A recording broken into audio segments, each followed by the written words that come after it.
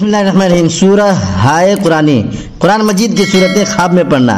सूरतुल फातिहा, सूरह फातिहा यानी अल्हम्दु शरीफ, इसको ख्वाब में पढ़े तो इसकी ताबीर क्या होगी। हज़रत अल्लामा इब्न सीरीन रहमतुल्लाह अलैह ने फरमाया है, अगर ख्वाब में देखे कि उसने सूरह फातिहा पढ़ी है, दलील है कि उसकी उम्र दराज होगी और उसके काम का खात्मा ईमान पर होगा।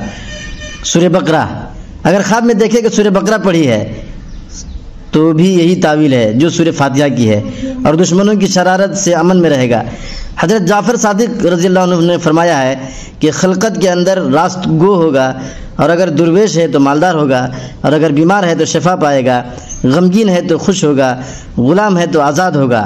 सूरह आल इमरान, हज़रत अल्लामा इब्न सीरीन रहमतुल्लाह अलैह ने फरमाया है, अगर ख्वाब में देखे कि उसने सूरह आल इमरान पढ़ी है, दलील है कि तमाम बुराइयों से अमन में रहेगा और पाक होगा और उसकी आक़िबत बिलखैर होगी।